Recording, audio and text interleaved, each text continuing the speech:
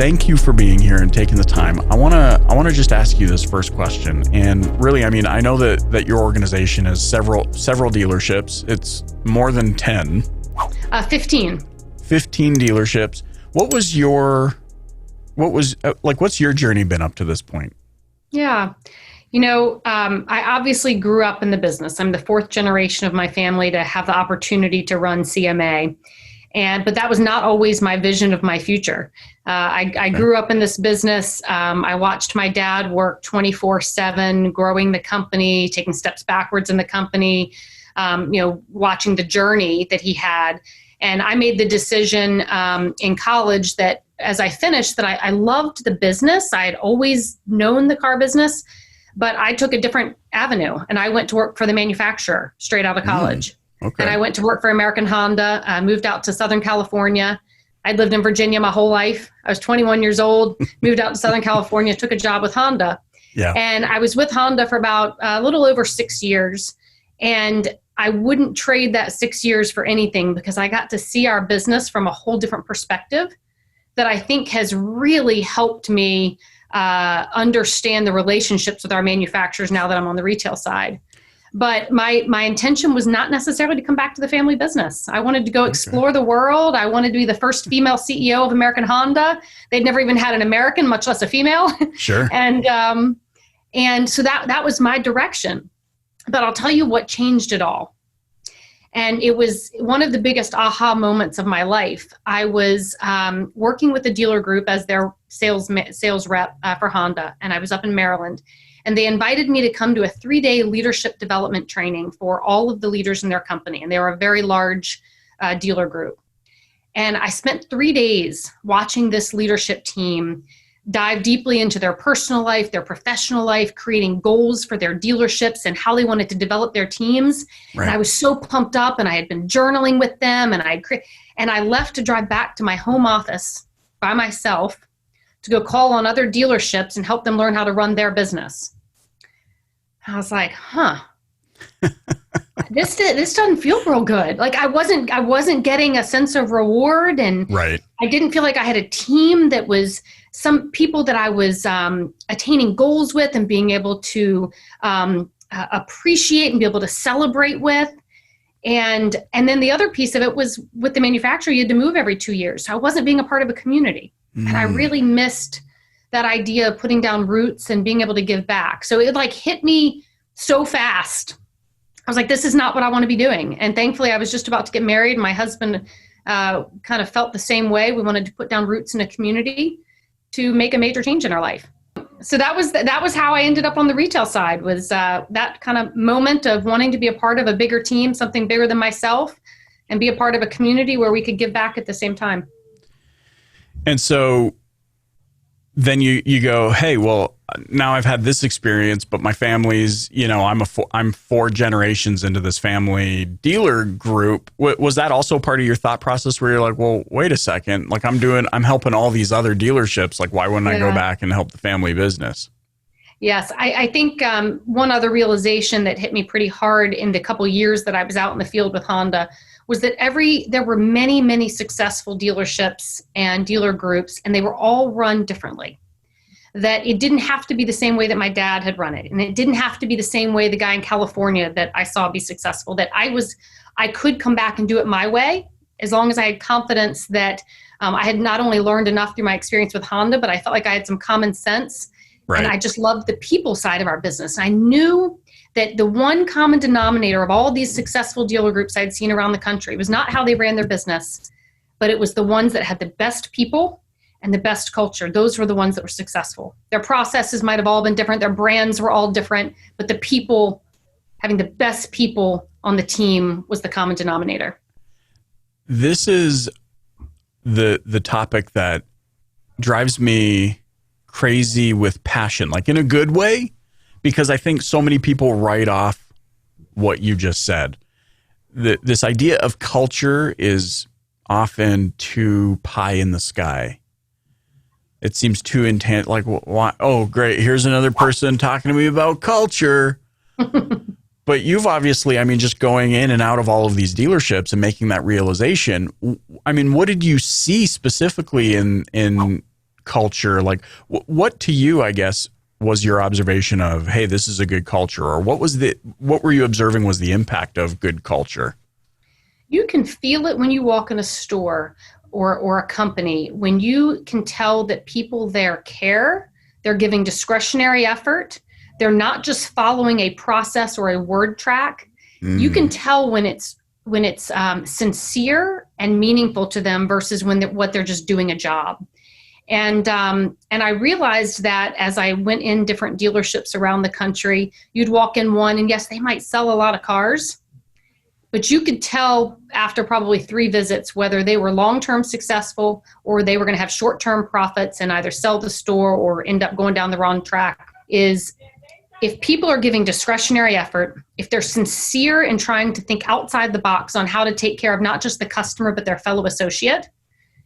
And if you can see people being celebrated, if you can see people having fun, it seems like you don't want to talk about fun at work, but that is so important to know whether it has a good culture or not. If people enjoy being there, then they're going that extra mile for each other and for their customer. Right. It's the difference. I mean, I know how I feel when I'm looking forward to my day versus when, maybe you woke up on the wrong side of bed or something like that, and you're just like, oh man, I don't want to go. It's scary to me that in the world today, I heard this on the radio, and yes, I know for those listening, I still sometimes listen to the radio.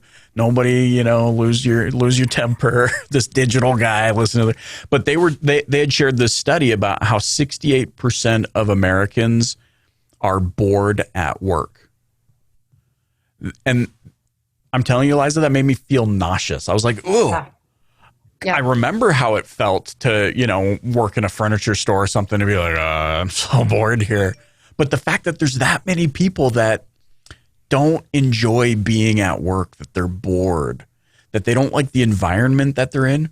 So I love what you're saying, because there is a real, not just a feeling, but to your point, there's this real tangible carryover to, I know what is on a lot of business people's minds, the books. Like, how does this actually translate to that profit and loss statement? And it absolutely does. And I'll tell you something. I was speaking at a conference once, and I heard somebody after I got off the stage, because I was talking about our core values and how we make decisions by them and how you tie those into the bottom line of your business. And I heard somebody make a comment of like, whatever, she's just Miss Positivity or pie in the sky, as you said, like, that's all BS. And you know what? That used to bother me. And I used to think people looked at me and said, whatever, she's just thinking everything is all cheery and happy, but that's not the real world. Right. And I said, there's a point that I came to, I said, you know what? It is the real world. And it's the real world that I want to live in. And I so strongly believe that that culture and values are critical to our business, that if somebody doesn't believe in it and says ultimately it comes down to the bottom line, or they're going to, that I don't truly act that way or run our business that way, it rolls off my shoulders now. Doesn't bother me. I've seen the light. I see the truth. I see how it not only goes to the bottom line of our business, but how it goes back into our community, how it's affecting the 700 families who work in our company, and how it's affecting the customers that we touch every day. This blows my mind. And I mean, that was evident when I was speaking to Scott, right? I mean, you can't fake the sentiment. You can tell when people are not authentic.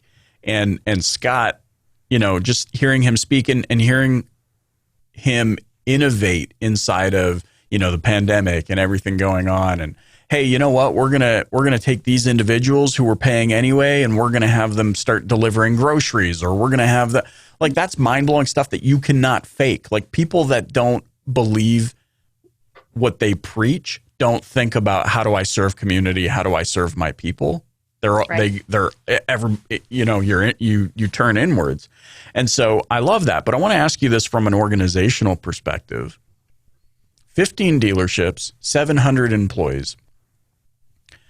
What do you do to establish a culture like that is received by the team members in the right way? So it's not one thing, and it has to be so many things, and it has to be every day, and it has to be every little thing.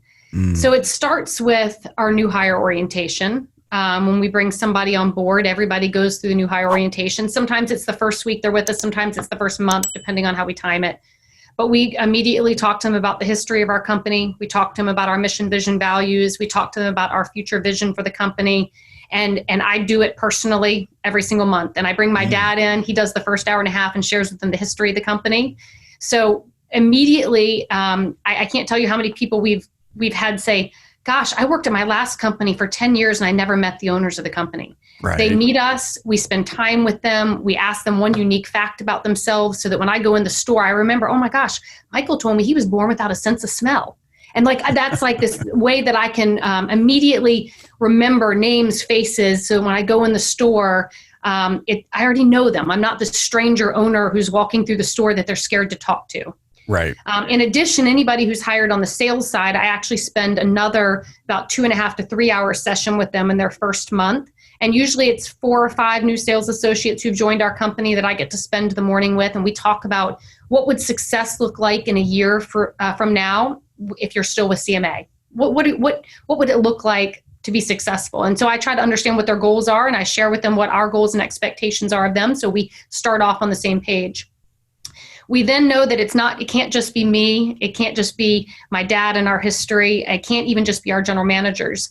So we do a weekly 1-hour leadership training session with every manager in our company. And we talk every single week about different topics in leadership, about how do we take our mission, which is moving lives forward for our customers, our associates, and our community. And how do we get that deeper into our organization? How do we make sure that the actions that we take with our teams, the way that we communicate, motivate, encourage, how do we make sure that everything we're doing is wrapped around this mission of moving lives forward? So it's not that they're just getting it once a year in an owner's meeting. We're doing it every single week with the leaders of our entire team. And then we layer on top of that additional in-person meetings. I come out once a month and do financial reviews with the management team of each store. And not only do we go through the numbers, but we go through personnel decisions. And we go through, okay, is that in line with our values of putting people first, creating win-win partnerships, and always progressing forward? And so it's just a constant discussion, and it has to happen through every level of the organization. And Yeah. we're not there yet. I don't want to act like everything we do is perfect, because it's not. Sure. But we do at least try to have the building blocks in place so that it's not a once a year owners meeting, or we call it owners because everyone in our company is an owner. But it's not a once a month meeting or once a year meeting where we talk about it. It's constantly. What's fascinating to me about this is you obviously are, you're a dealer group, so you sell cars. And I want to pay special attention to this for those watching or listening. We have not yet once talked about selling cars, products, or services. Not once has this come up yet in this conversation. And I hope you're paying special attention to that, because what we're hoping happens here is you understand how vital your most valuable asset is, and it's your people. Liza, so you're sitting down. Obviously, in order for you to be able to devote this kind of attention, accountability, awareness, remembering, like sense of smell, and just details about people, there's obviously good delegation within your organization. Yes. Is that something that carried over generational, or is that something that you really had a hand in saying, no, like you're running this business and I'm trusting you to do it? Or was that already an existing thing, or is that something you established? So we've grown a lot. When I joined in 2003, my dad was just purchasing the 4th dealership. So we had 3 at that time. Yeah. I came to join the company to buy the Volvo dealership that is now part of our company. So when I came back and you'd asked about my journey, one of the things I didn't want to do was just come into the business and be the owner's daughter. Right. And that was really important to me. And so the way that we did it, and my dad and I agreed on this, was that we would buy this small Volvo dealership. So I bought into the Volvo dealership personally, and then our dealer group bought in to it as well. And it was very small. At the time we bought it, it was like 15 employees. And so I was able to get my arms fully around it. And I did everything from be the general manager, the sales manager, the finance manager, used car manager, service manager, had to do it all. And it was an awesome learning experience. But by doing that, I wasn't coming in just being the dealer's daughter. So that was our 5th dealership. And that was in 2004.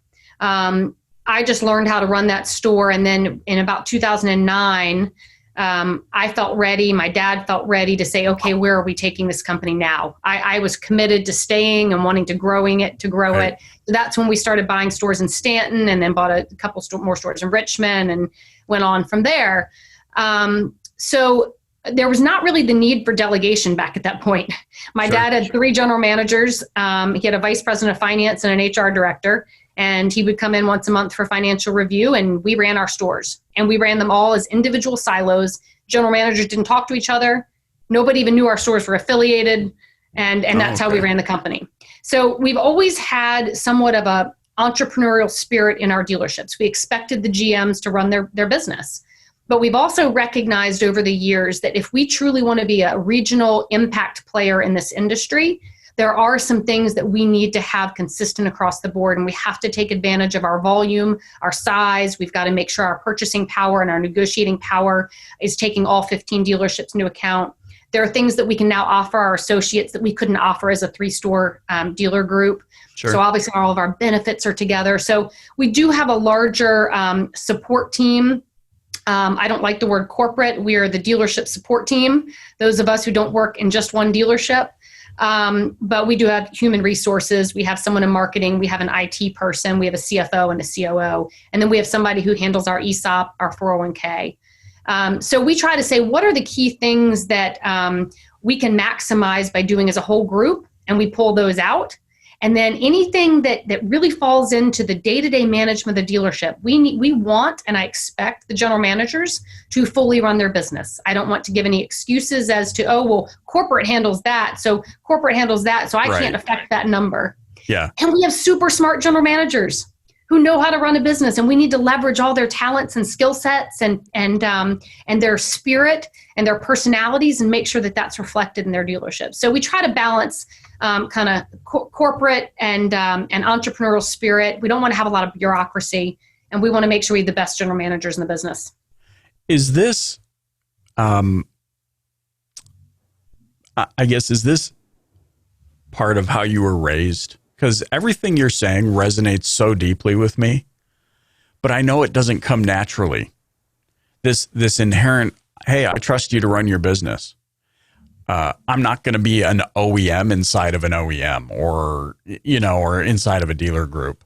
To be able to trust people, to believe in them that deeply, like, is this something you feel like you've developed as time has gone on, or is this a byproduct of how you were raised? I mean, how does one get to this place where, I mean, like, I got to be honest, listening to you speak, I'm like, she has arrived at a place of Zen.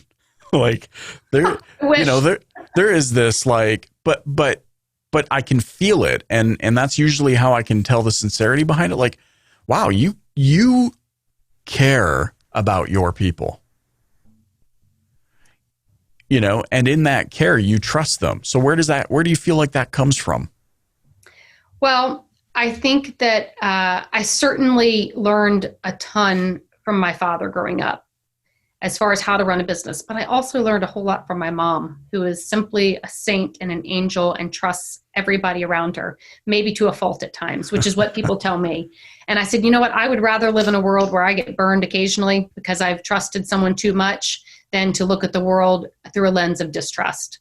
And I have found that when you trust somebody and you sincerely make sure that they know that you have full faith in their abilities and you have confidence in the direction they're taking the business, they want to fulfill that expectation. They want to live up to the trust that you're placing in them. The opposite is also true. If you don't trust someone, and we've all worked for someone in the past who doesn't trust us, you kind of fulfill that as well. You're like, they don't trust me anyway. Doesn't matter what I do. So I've always looked at it as I'm going to give trust, and I'm going to trust people beyond even maybe what I should at times. And it has worked for me for the most part. I care about people and I do trust them. And I typically find that I get that back and they trust me. And that's how relationships work. One of our core values is creating win-win partnerships, and trust has to be the base of that. Yeah. And it's funny, as you're speaking, it makes me think, well, obviously growing a business to this size and the day in and the day out, you've obviously been burned. However, because I know I've been burned, But the reason that this is resonating so much with me, you say trust them to a fault, and I've had that said to me. So you're like, hey, you trust people to a fault sometimes, and I've been burned. But you know what's interesting is because of how I genuinely feel, I don't. It's like, okay, yeah, I've been burned, great, but that's not gonna stop me from trusting the next person. They're not the person that burned me. Do you feel like that understanding or this thought or feeling has helped you in those regards when you have been burned? Yeah, I certainly think that every time that you get burned, any of us get burned from trusting someone, we learn from it, right? Yeah. And typically, yes, I can let it roll off my shoulders, but it does also tend to lead me to ask different questions as I'm interviewing the next person to fulfill that role. And so, yeah, we want it to roll off our shoulders, but we also need to learn from each one of those experiences. What should I have seen ahead of time? Was there leading indicators or other behaviors that maybe I should have noticed or recognized before putting my full trust in that person? So we'll keep learning. Yeah, you continue to evolve. It's funny, as I'm listening to you speak as well, I think about how, we're all kind of in different places and our journeys never map up directly. Like you've had so much different life experience than me. Maybe your business or your dealership is in a different life cycle than mine. And I think in the world today, so many people, especially with social media, because we only get to see the best parts of people's fake lives at times, we automatically think like, hey, I got to be where Liza's business is. And if I'm not, then I'm failing. But what they don't realize is that you're in your business going, hey, I need to get to where I want to be, or I want to take the business. And I think we're always perhaps perpetually at a 20% capacity of where we know we want to get to. Right. You find that for you? Yes, for sure. When I think about kind of where we want to be going and what the capacity level is, how much more we as a company have, where our potential is, and then where my personal potential is. And Danelle Delgado actually asked us the other day on one of our trainings, she said, on a scale of 1 to 10, where do you see, how far are you living your potential? And a lot of people said 7, including me at one point. And she said, that is the biggest cop-out answer. She said, that means you're not willing to admit that maybe you're a little bit higher than that and you're really crushing life. Or maybe you're not willing to admit that you're only average and you're trying to put yourself up at 7. She's like, so that's a cop-out answer.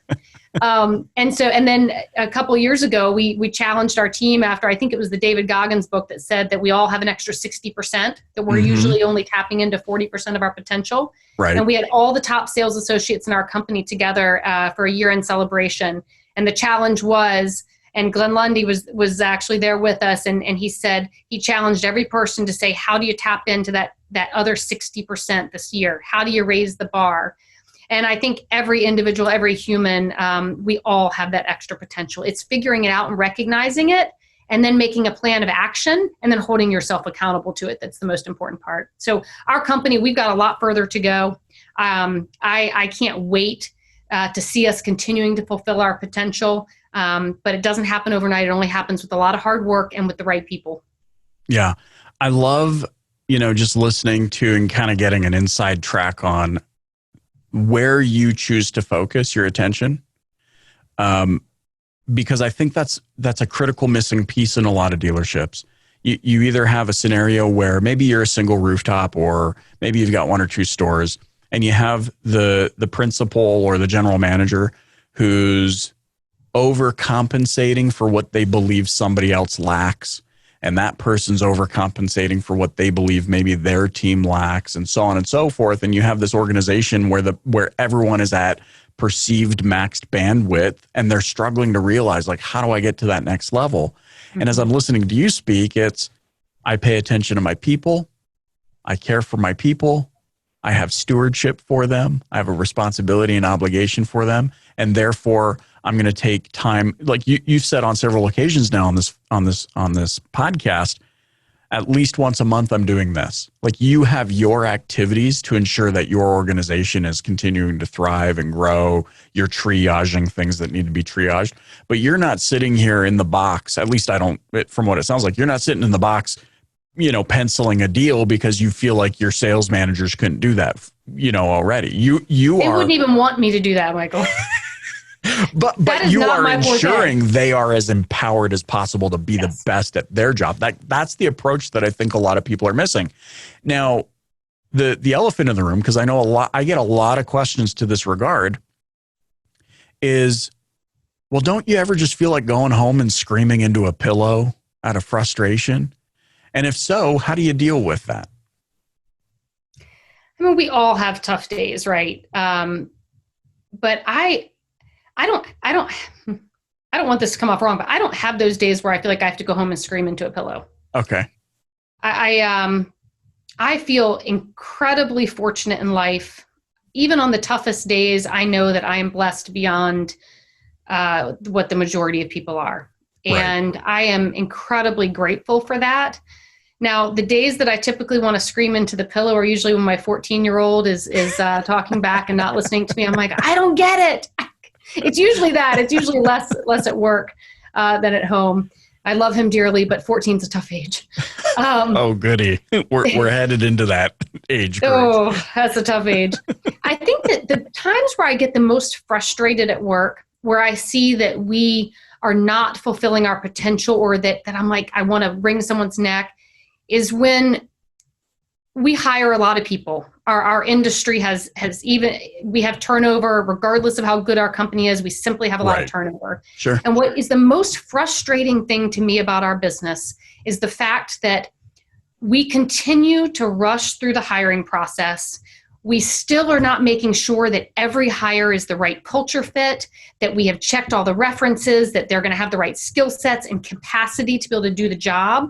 Right. And we rush through our hiring process, and then we're too busy to onboard properly. And we know, I mean, we talk about all that. We know the key to this business is people and having the absolute best people, period. Right. Yet we still don't take our recruiting, our hiring, and our onboarding process as seriously as we should. So that's where, and I think our managers hear me talk about it way too much. In fact, next week we've got them all coming in, and that's going to be one of our hot topics: is how do you recruit for culture and make sure that our processes are aligned. We've talked about it so we're blue in the face, and we still rush through it too much.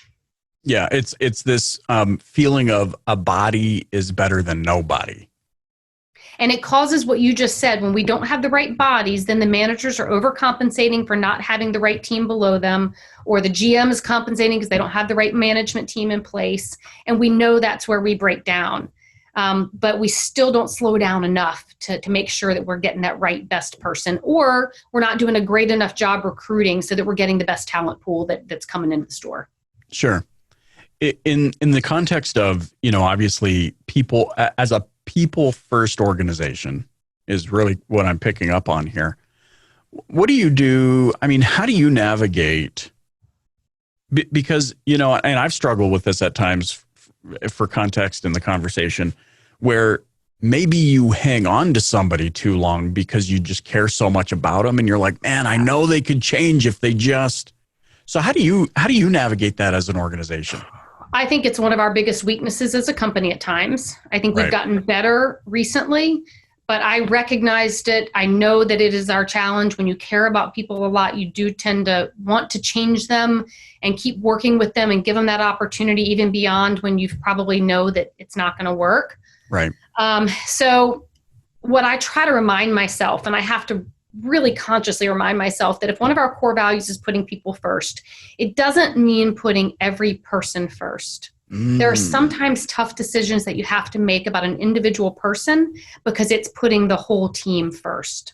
It's putting a larger group of people first. If you have the wrong manager in there and they've got 10 people reporting to them and it's the wrong manager, you're actually hurting 10 other people.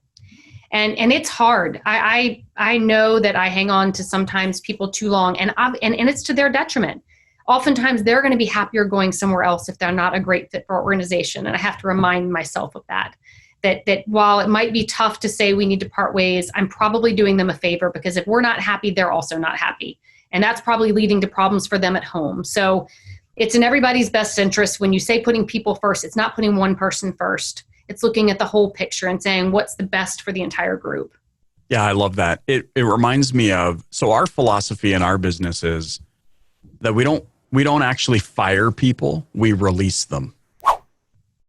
And maybe for some that's like, oh, well, you're just sugarcoating what you're actually doing. But I think to your point, there is a certain amount of care and concern. If you do it the right way, there is actually care and concern for releasing somebody from your organization because they were probably wanting it to happen too. Yeah. They didn't want to lose their job, but they knew they weren't happy. And right.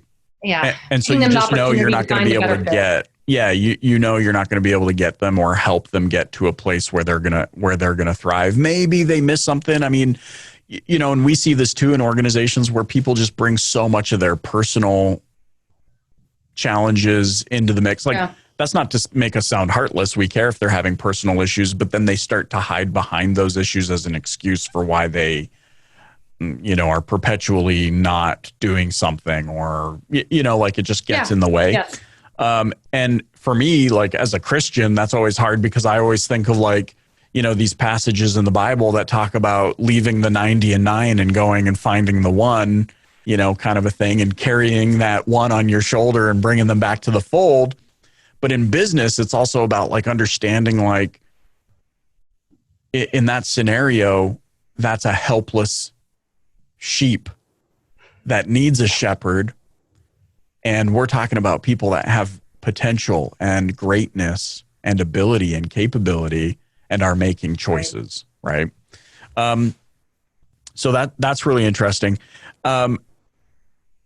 The level of communication needed in order to operate what you have going on and to facilitate growth, I'd imagine that your communication is not what is typical. In other words, you guys probably go over above on the communication side of things. We tried. I don't know that you can ever over communicate. But I will say that one thing that I have learned through COVID is the fact that we need to over communicate. I've been trying to use every avenue possible during this time because for the first couple months, I was not out in our dealerships. I was working every day up in the office in Charlottesville, but with some of the guidelines we had in place, we were trying to limit the number of people in our dealerships, like just enough people to get the job done. No extra, a lot of people working from home deliveries, et cetera. So I said, well, gosh, if I can't be out there talking to people face to face, how do we need to do this? And so I think I'll keep the same level of communication up now beyond COVID, but lots of video communication, sending it out via email, on our private Facebook page, on our company intranet.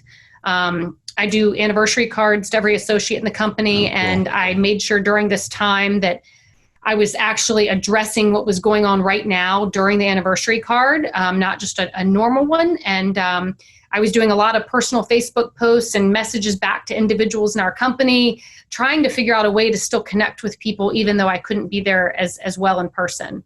But yes, I try to over communicate, but again, it can't just come from me. You know, I can start the message, but then I need the general managers and the departmental managers and everybody to continue to carry that message out into their dealerships. It has to be a team effort. The company won't run if it's just me communicating. So it needs to be across the entire team. Love it. Michael, one of the interesting things I just thought I'd bring up, because I don't know how much time we have left. Hey, I could talk about this. What we're talking about, I could talk about all day, but I'm not going to do that to you. Well, I just thought of something that you brought up earlier about how so many people are bottom line driven, and they're trying to say, how does this pie in the sky culture, values, does it really translate to the bottom line, right? Right.